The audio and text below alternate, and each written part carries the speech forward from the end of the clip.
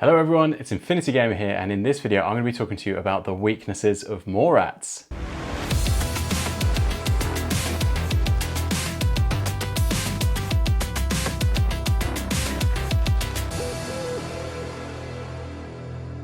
Now this video is actually pretty tricky because I've been playing Morats for about a year now and haven't come across a lot of things that they can't do exceptionally well.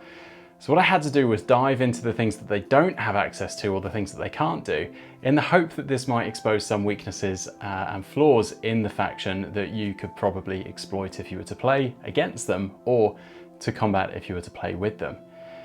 So one of the first areas I want to start is one of the glaring weaknesses to a degree. Now this isn't something that is broken or needs to be fixed, it's just something that they clearly don't have that lots of other factions do have, and so you can't lean into it if you're a Morats player, or if you're playing against Morats, it's something you don't need to worry about. Now that is camouflage.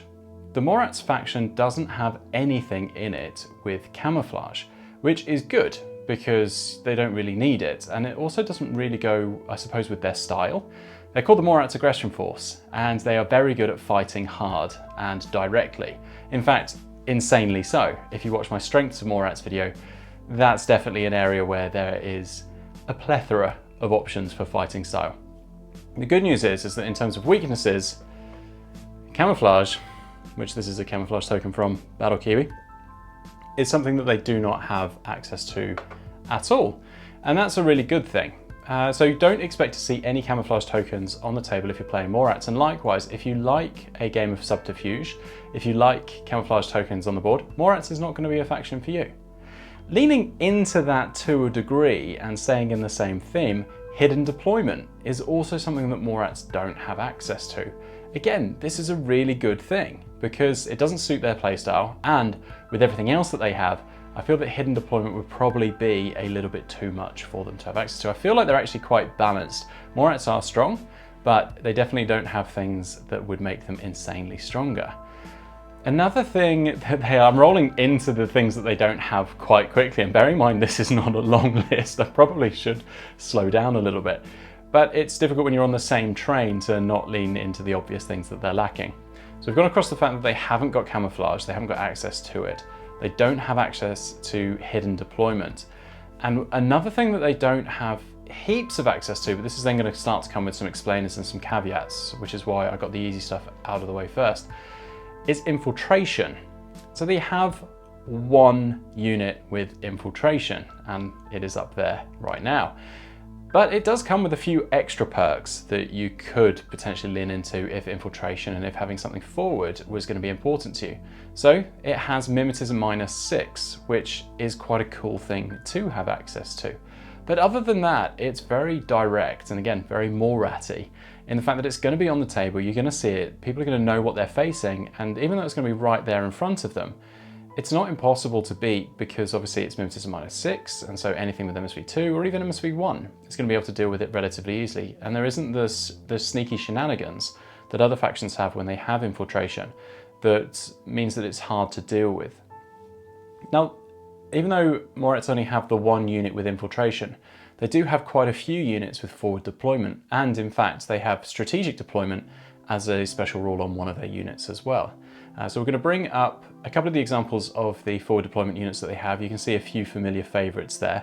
And then when we look at the strategic deployment unit, there's a couple of special rules that filter around this, which I've got up on the screen. This highlights that you've kind of got to build to it. I haven't used it heaps when I've played Morats because I haven't found that I've needed to forward deploy aggressively with Morats, because a lot of the things that I do want to push up quickly have good movement. You know, we've got 6-4 on quite a few things, which means that you're not really struggling to move up very much with Morats. So again, even though I've got this in a weaknesses video, it's because I had to put something in there. So the lack of forward, well, not, you know, the lack of infiltration, there's only the one unit there.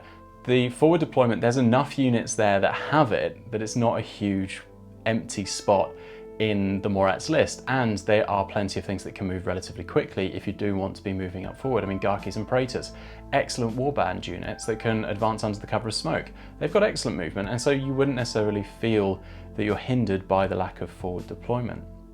Something that Morats don't have access to at all is also counterintelligence, which means that you're relatively safe to use your strategic use of a command token at the beginning of the game to reduce the Morats order pool by 2.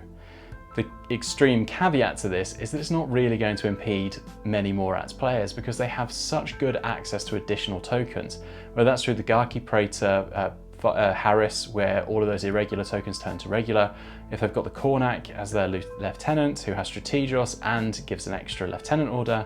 That's 3 orders, 3 regular orders that's bringing. So it's not a major deal, but you just know that you can safely do it if you wish, because there's not going to be any counter intelligence in play.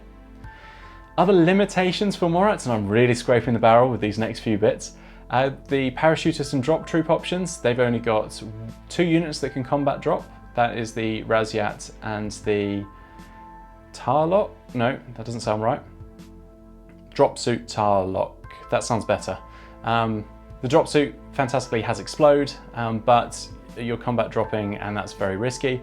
But even though they've only got the 2, there are other factions that have less, and the Razyat is really good in comparison because it has a deployment zone parachutist option, so it can safely come in exactly where your opponent doesn't want it to. So again, really scraping the barrel with weaknesses here. Another potential weakness is that, I'm really struggling here, is that Morats have no access to Hacking Device Plus. Again, and the reason why that's really scraping the barrel, Hacking Device Plus is, it's got a couple of cool extras, so Cyber Mask is in there, and White Noise is in there that it isn't in others, but it's also got the Dartok hacker, which is excellent. It's got an upgrade to its Oblivion off the top of my head, so it's actually a really good hacker. So that you don't really notice that that is a weakness, but just in case you really wanted to understand most of the weaknesses of Morats, that's another one. The other weaknesses I pulled out there is Tinbot. So this is, again, it comes with a bit of a caveat to it, because even though they've only got 1 unit that has a Tinbot, and that's the Suryat, it's a Tinbot -3, it can go into a fire team, so then all of the units there get it. And it's quite good to put the Dartok hacker in there so that, again, when you're fighting other hackers, you've at least got that additional protection. But again, with Morats, they don't suffer from hacking in the same way that other factions with heavy infantry do. So the extensive presence of veteran in the Morats lists means that if you were to try and do your typical isolations, Oblivion, all that sort of stuff, it just doesn't hurt a Morats player in quite the same way as other heavy infantry factions like Military Orders or anything like that. So the lack of Tinbot, while it's notable, it's not going to be noticeable if you're playing against them or you're playing with them. In fact, the only weaknesses that I have seen with Morats really play out is if you can rush the primary core link team, which will probably have a Yaugat sniper in there, it'll probably have a Kaitok, might have Kornak. If you can tie them down with a wild band that you can throw together. So one of the ways that my Morats have been beaten is by having the Bakunin, Chimera and Putniks rush up the field and just engage all of those ARO pieces in combat that was basically a lockdown because nothing was beating anything else. So I just took them out of the game without killing them. It just meant that they weren't an ARO option so that then the other pieces could go through. That actually ends up being quite a close game, but was helped by the fact that I didn't have the bulk of my points functioning. Kaitok got taken out fairly easy. Kornak survived but was bogged down, and my Yaugat got taken out pretty quickly. So my offensive pieces were pretty much taken out of the game. So that worked pretty well. Again, pitchers, I mean, you could use against Morats, but a lot of the things that you would typically do, it would be annoying more than anything. So you could use pitchers to spotlight, and then if you've got a guided missile, that will just kill them, and that will be good, but that will take a few orders to set up.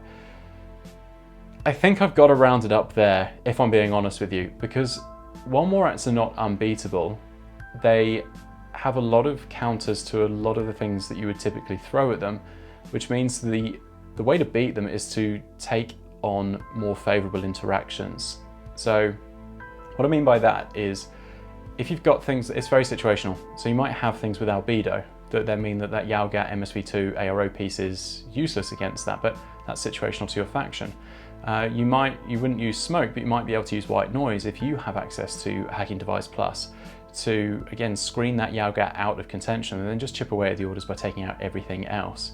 It is incredibly situational as to how you would beat Morats.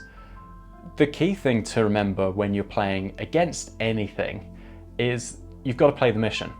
And so while beating Morats is something that you should try and consider doing, it's not the way that you would win a game. What you have to do is stop the Morats player from winning the game. What a Morats player is likely to do is try and kill some of your pieces so that then the board is more open and they've got more freedom to go and do the missions.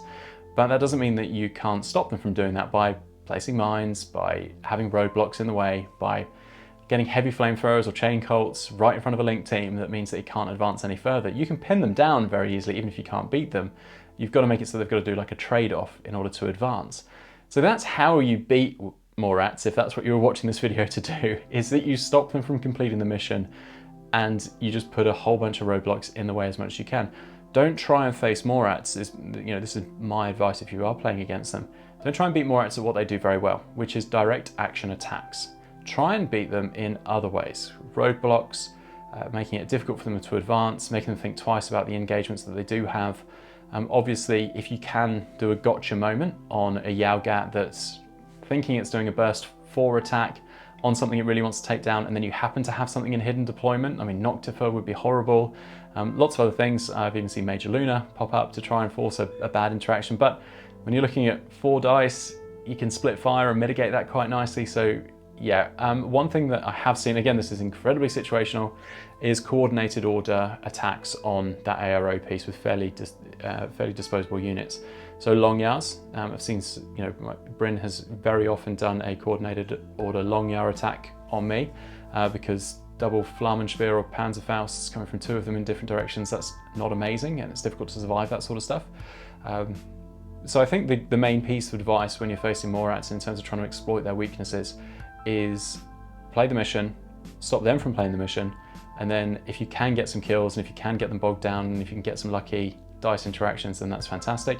But just stop them from getting points, and that will be the main thing. Morats has potentially been one of the most powerful factions that I have, or sectorial factions, however you term it, that I have played so far. I'm finding it very difficult to leave them because they're very easy and safe. I can throw them at almost any enemy and they've got something to say about it to a degree. But I'm also keen to hear what you have to say about the Morats. Have you faced them and found that they do have an exploitable weakness that I haven't covered in this video because I haven't yet come across it? Jump in the comments and let me know, because there will be people that look through those comments for advice and for pointers to try and beat Morats if they're facing them in their local meta. Thank you so much for watching this video, and I'll be back soon with more.